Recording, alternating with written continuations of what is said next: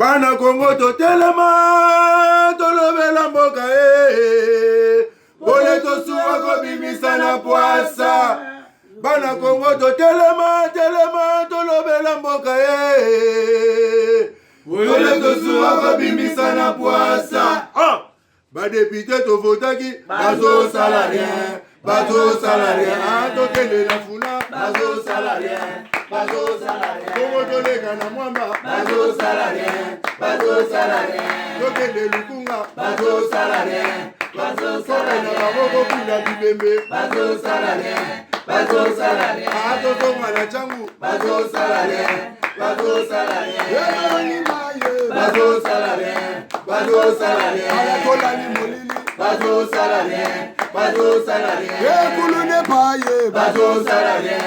Bazo salarien, ala balonga ni ba mama bazo salarien. Bazo salarien, kola ni wape bazo salarien. Bazo salarien.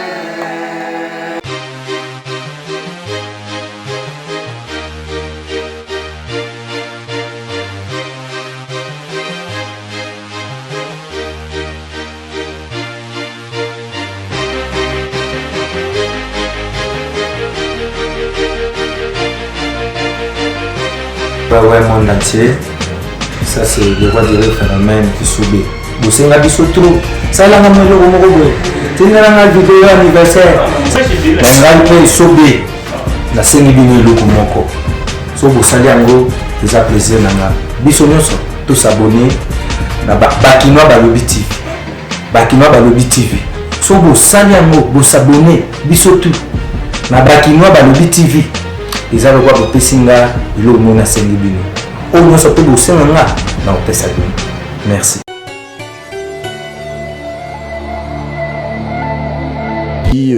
Na clip ya pasteur en fait nous avons un pasteur Moïse Kodi vie claire Azan Hollande à le but de soit pas il faut retirer un poids évangile qui est de partout dans 4 coins du monde à peine à Kinshasa to comme un peu Kobunda na Poitinon et beta de part et d'autre Moto Nzambe titre album na ezali Tingama donc Tingama na nzembo ya na Tingami de yo Tingama na nani yo Tingama na nani coronavirus enyo ko bino na poto bino bo Tingami na nani il faut te Tingama pe na Nzambe ti omone bozomona te comment Nzambe batu nyonso ba Tingama na ye bana solution coronavirus plus que mundele yemoko alors il faut te Tingama biso no Nzambe pasteur Moïse Kodi, plein de bonnes choses en Hollande, maman nous à Belgique, à Paris, il y a Suisse, il y a Londres, dans États-Unis, tu peux si Cindy Mobiala, Basalam et Belé, tout le monde a ce clip et bon tu comptes un sujet à jour et les solo ya Kisangani, Mbongo Yamboka, Bapotisse, Batongo Bandaku, pasteur Moïse Kodi, vie claire, salam. Tobina nanu mo mukena Tingama et ça la bien tout kutana pour continuer mission tuna moi simi tuna yango mbongo lambeli ozui wape ezanga moko pe yesoyo lolenge moko na ngai nazola muka nazolala opesaka nga vie ofili okatelanga ta mokolo moko fartire te ya bomo ya ofelo yo zopesa ngai Yangolo yemwe matinga Yesu naloba natiki mokili ngai nalandi yo natingami Yesu natinde nasingama yo ozanzamba kotika te nasingama yo jambe na ngai nasingama yo nasina ngayo osalanga mwasi lokola basi nyoso kasema les chances na vie na ngai babengi ngai ekomba po docteur alobi na vie na ngai nakobota te kutula motema mabe ya bomoto na nkanda docteur akati lisusu batrompe na ngai mibale alobi mpo na yo otikali ekomba na vino mobimba okosimba mwana te kasi nzoka nzamba kotinga mosalinga bolamwe nasutuka opesinga mwana ifale zala nango kutu ata kaka mwana moko me na bolamu bonzambe na yo opesinga susu mapasa soki banango na boti babengi nga mama nga mokoma ya miso ezontanga nazomona bolamu oyo osaleli nga Yesu oza nzamba kotika te yango natingama na yo Yesu nanga oza nzamba kotika te oza nzamba kotika te Yesu nanga natingama yo yango natingama yango natingama yo natingama Yesu natingama Yesu natingama Yesu shendele bosi ngayoyo babengaki maladifi ngayoyo basala de opération appendicite na kiste basuka 3e epeye nde bamiomie nakotaki koma bato bazotangela nga bajour nabelaki AVC balobi mpo na nga esili me basutuka nzamba lole moto wa AVC atelemi azoteya liloba ngai oyo mokili esalelaki nga bareunion bakoti makita batelinga poison balobi mpo na ye ndenge eza boye esili soka bolamu na yo ezotanga vi na ngai basutuka poison na nzoto bonzambe no ebongoli poison levi evimbisi lipamboli na ngai ebimisi nga na miso ya bato tala makambo ya Yesu asalaki car la volonté de Dieu doit s'accomplir ni rien ni personne ne peut la retenir yozoka mwisangai. Bonjour, bonsoir, la binonion sur Batoubo Messana Kolanda, Bakinois Balobi, Zali Moko à émission, Zali Kolekana, quelques chaînes à télévision sur le plan provincial, la ville province à Kinshasa, ils appellent émission sur les canaux, réseaux sociaux, tout ça, on a binonion sur. Bon, s'abonner massivement à la chaîne sur YouTube, Lelo, Tozo Betali Solo, il y a mon thème à B, il y a des politiciens congolais, oh, what bazozo, millions, mais bah, image, vous avez mon Simona. Ezali oyo ezali na Kisangani tozana ndeko moko en ligne o asali biso ba image o c'est un citoyen congolais il va se présenter pour boyeba comment nzela oyo wana bozomo na sima wana comment bandeko bazo souffrir mingi bazo souffrir mais il y a des millions ba politiciens congolais bazo lia ba bonga biso de rotika ndeba bon bonjour ndeko. Bonjour Ndeko Bakinois Balobi. Merci beaucoup. Joseph Mbouidi Nanga. Entrepreneur na kati ya mboka. Natambola na kati ya mboka. Koyo mita oyo naza kote ya Kisangani. Na ba confinement oyo esali to se retrouver kote oyo na kati ya confinement. Ndeko Joseph nzela oyo bandeko bazomona wana bazolanda biso na 4 coins ya monde. Grâce à la chaîne Abisso YouTube Bakinois Balobi, oui, qu'on expliquer Bisso précisément Nzela wana et bandi wapi et keiti wapi. Et puis ils en état wana pour nani ndeko Joseph.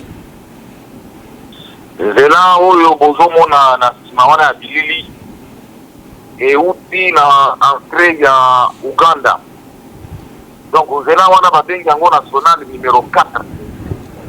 Et memi Nord Kivu na province ya Ituri nyonso ti awa na Kisangani. Donc entrée ya nord-est nyonso eza na kati ya nzela wana. Nzela wana eza na niveau ya délabrement avancé moko oza nango ide te. Nzela wana soko bomoni mituka yaka na Kinshasa na potopoto na kiti na bichi na biso wana elekaka na nzela oyo bozomona na nsima wana. Madeso elekaka na nzela wana.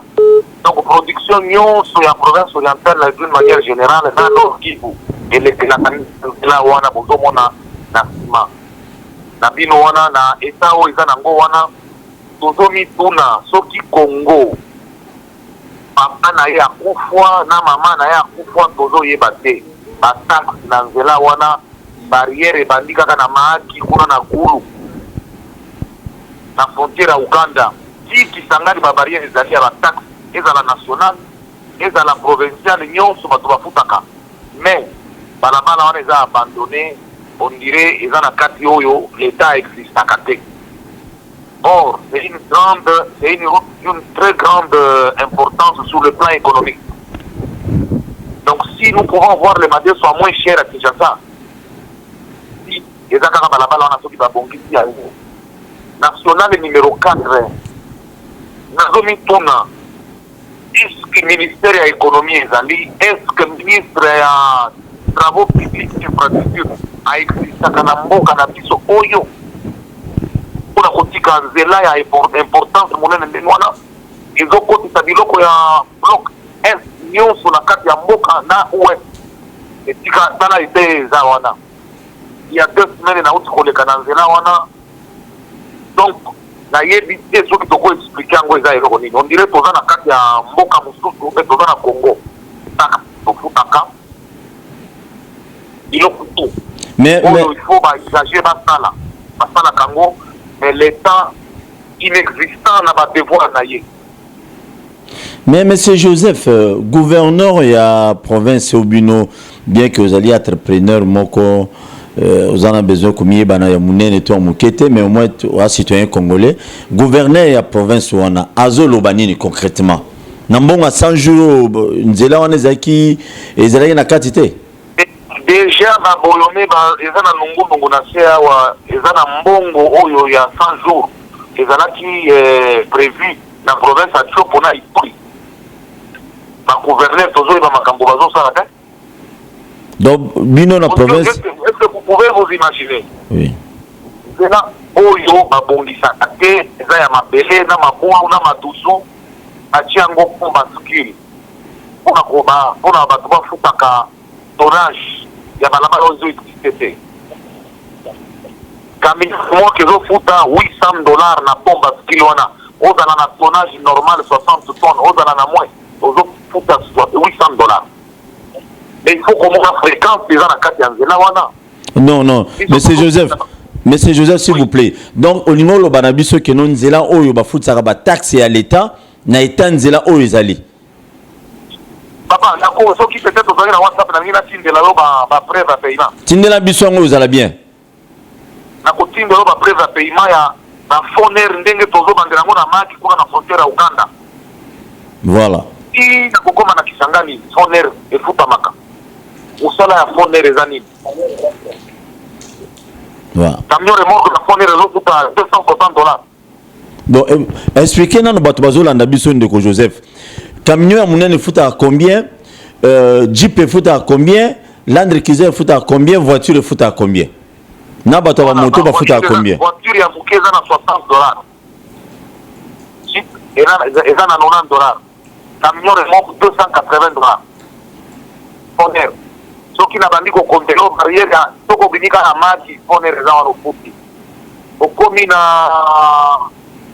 entrée ya Ituri babengi Fataki ofuti foner mususu wana obimi Fataki okomi na Muzipela ya kokota na Bunya foner mususu eza wana na sortie ya ville ya Bunya foner eza wana okomi na Komanda foner eza wana okomi na Nyanya foner eza wana na kokota na Chopo foner eza wana si na pomba skili.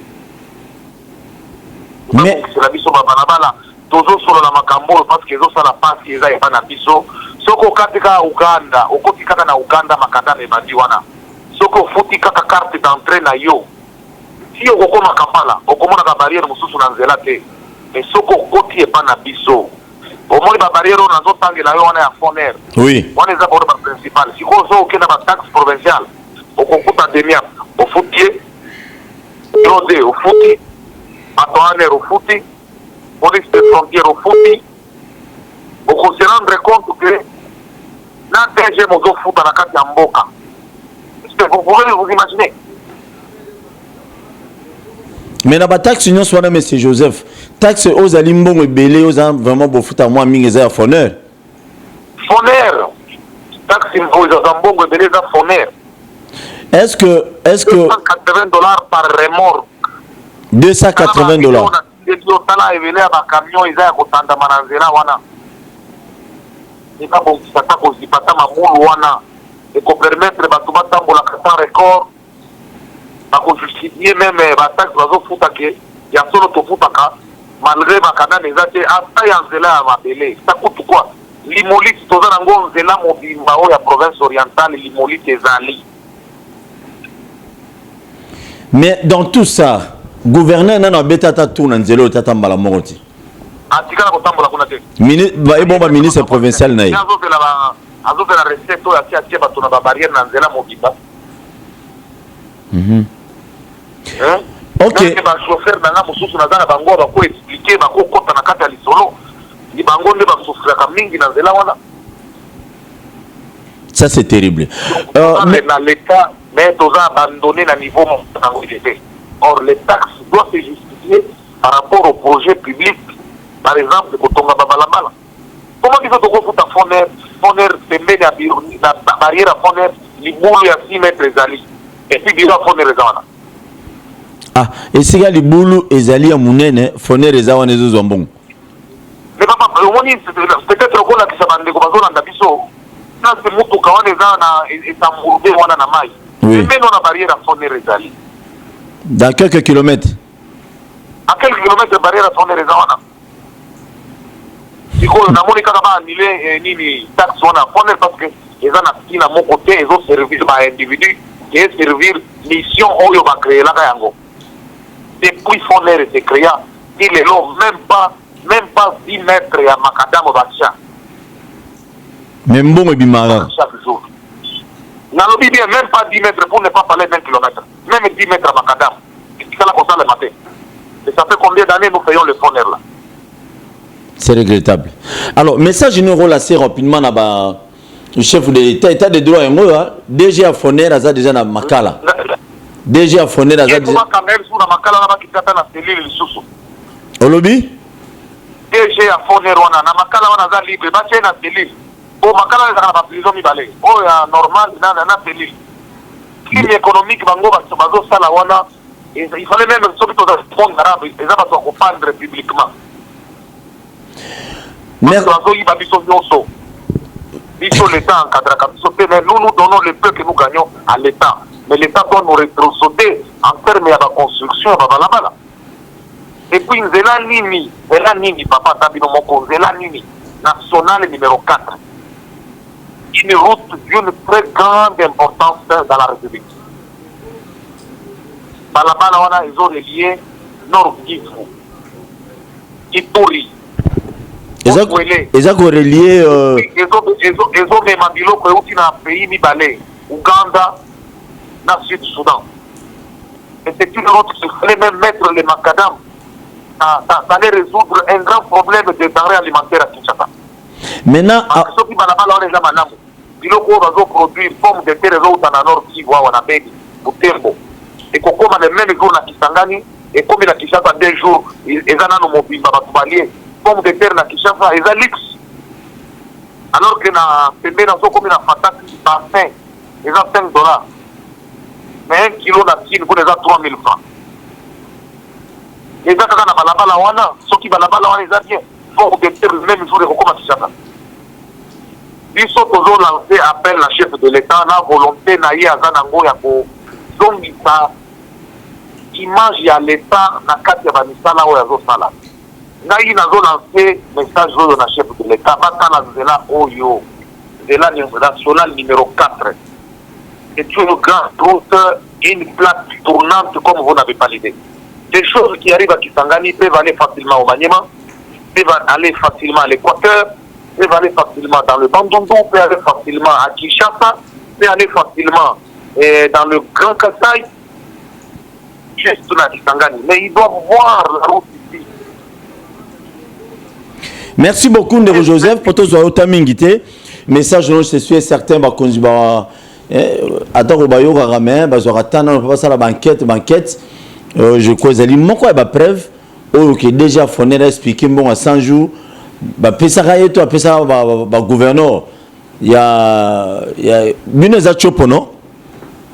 biso toza na chopo na Ituri na Otwele non nzela wana eza na chopo nzela oyo ebandi na chopo eke na Ituri erelie Nord Kivu de katisi ba province misato Otwele erelie ekomi tina frontière na Uganda kuna na Guli. Merci beaucoup Ndeko Joseph, je crois que tu auras prochainement pour te mettre sur le solo to lembate parce que biso to lobi en monté bon biso faut dénoncer Kamakamboana parce que l'État il doit prendre ses responsabilités. Voilà. L'État doit mettre les animateurs vraiment de bon sens et de bonne foi pour que l'État, si la route elle est bonne, l'État va avoir ses dus sans problème. Et la population se sentirait en sécurité. Et l'insécurité, j'ajoute d'ailleurs même, l'insécurité qui se fait à Zougou, c'est compte tenu d'un mauvais état de route. Les assaillants la sortent parce que quand vous arrivez à un endroit où vous ne pouvez pas rouler même à 10 km/h, à l'heure plutôt, mais ils vont vous attaquer, ils font ce qu'ils veulent. Et si on met du macadam sur cette route nationale numéro 4, numéro 5 plutôt, et le numéro 27, l'insécurité, on va résoudre, l'intervention va être à pointe. Et sur une route où vous ne savez même pas rouler à 10 km/h par heure, comment vous pouvez faire l'intervention des assaillants qui attaquent la population civile? Voilà. Mais ça, c'est une grande question, le tas des routes. Je ne sais pas si les gouverneurs savent au moins l'importance de la route ici, la zone numéro 4.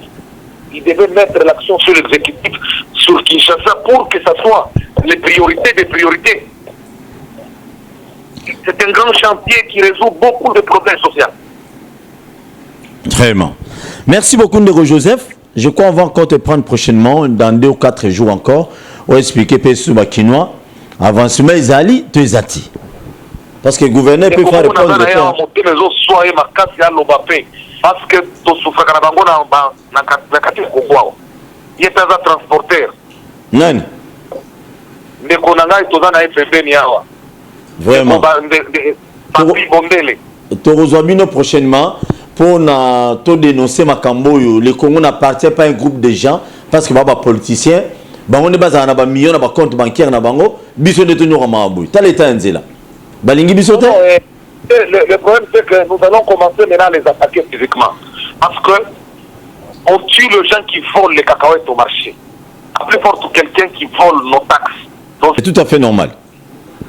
Oui. Ceux qui peuple congolais comprennent les locaux, on va pousser nos dirigeants à bien gérer les choses de l'État. Notre problème maintenant, nous devons tailler les gens qui doivent nous diriger. Parce que nous, aujourd'hui, nous sommes réveillés. Nous sommes conscients de l'état de dégradation que la République est en train de subir. Pas parce que l'État n'en a pas, mais parce qu'il a des animateurs animés de mauvaise foi. Nous devons les exterminer, comme on faisait dans les sociétés antiques. Merci beaucoup, Ndeko. Tu as commis presque à la fin. Tu peux se remercier, Nengo Bengi. Moi, 2-3 personnes, on peut savoir ça va bien. Je remercie d'abord le chef de l'État par rapport à l'initiative la justice, la biso, tobandi kotale la bango makasi, na musalo babandi kotale la biso ya kokanga miyibi. Et au-delà de ça, je salue vraiment tout le peuple congolais soucieux de changer notre République par des faits bien corrects, afin qu'on soit respecté en Afrique ici. Nous sommes le seul pays où la circulation pose problème à l'intérieur. Il faut capoter, faire des décrement, faire passer par autrui pour faire parvenir la marchandise chez nous. Et tous ceux qui peuvent prendre l'initiative de dénoncer, de parler des choses qui peuvent amener une bonne chose dans notre République, je les salue, je les encourage. Tenons-nous bien parce que la République nous appartient à nous tous. Ce n'est pas un groupe de gens. Je salue personnellement vous qui m'avez invité pour que je m'exprime, pour dénoncer. Merci. Et dire à la face du monde l'état de dégradation de nos routes qui ne nous permettent pas d'évoluer. Je les salue aussi. Mon ami Papi Bondele, il est vraiment un natif de la province de Dakar avec qui je suis dans le business. Et à toute ma famille qui m'écoute au niveau de Kinshasa, ma fillette, ma femme et tous les amis du campus, je les salue.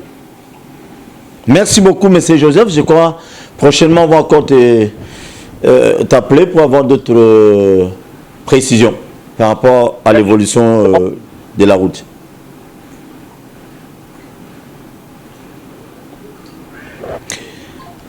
Merci beaucoup Nabino Batubolandi Biso. République démocratique du Congo ezalité parce que Wana Foyi détourné bien de l'État. Et voilà comment Bandeko Bazali ko souffrir. Boyoki Ndeko Joseph depuis qu'il s'engage à expliquer biso yemom dans filmé Majoana.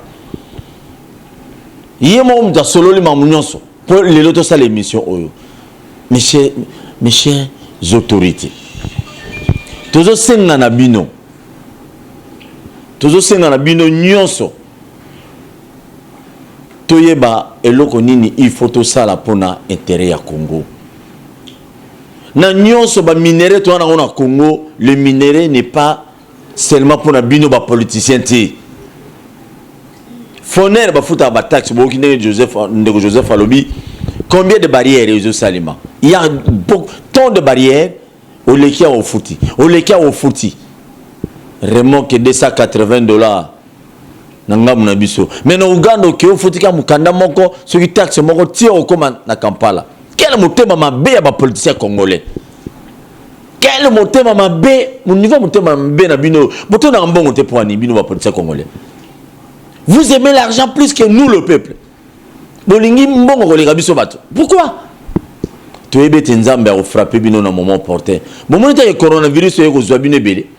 Et comme vous savez pas tout le moyen que petit peuple tous à la terre coronavirus. Mais toujours dévié en Foner aux Congola mbongo aux Congolozo. Ah tous à la makala papa. Aux Congola Congo ba taxe mbongo non soit nezoya. Par jour bo ça la recette à combien? Ole bo bongo satan nzela bo bongo sa botika on bongo ya koya mutana ndela biso azati. C'est regrettable. Les autorités congolaises. Il est temps maintenant, vous avez vous changer. C'est très important. Tout le temps prochainement, vous s'abonner massivement à la chaîne YouTube. Bakino Balobi TV. Biso tozala na Kinshasa te. Ba province to tambola partout. Karaboy. Pour nous dénoncer ma bé. Merci d'avoir soutien à Bino. Bato Belgique, bato France, bato Hollande, bato États-Unis, capteur. Donc, bino nyonso, boza vraiment belé beaucoup mais la biso bo pesa biso makanisi muso sala. Oh to sali lelo émission to sali lelo za baboul na bino. Une fois de plus on vous dit un grand merci. On est ensemble, on restera ensemble. Nzambe azana bino, bien que coronavirus les alliés se protéger. Merci. Merci beaucoup. À la prochaine occasion, to kutana to développer le sous. Tous avons pour nos services bino, beau s'abonner massivement, massivement.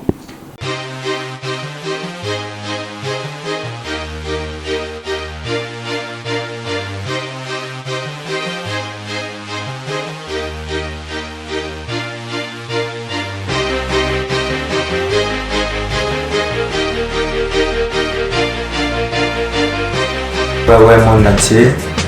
Ça c'est le roi du phénomène qui subit. Vous savez, la biso trop. Ça là, on a le mot. Tu n'as pas de vidéo anniversaire. On a le subit. La scène est bien le moko. So vous savez en gros, c'est un plaisir nanga. Biso nyonso, tous s'abonner. Na Bakino Balobi TV. Bakino Balobi TV. So vous savez en gros, vous s'abonner. Biso tout. Na Bakino Balobi TV. Les gens voient que Pessinga, il a au moins 5 000. Au moins, ça peut vous faire un. Merci.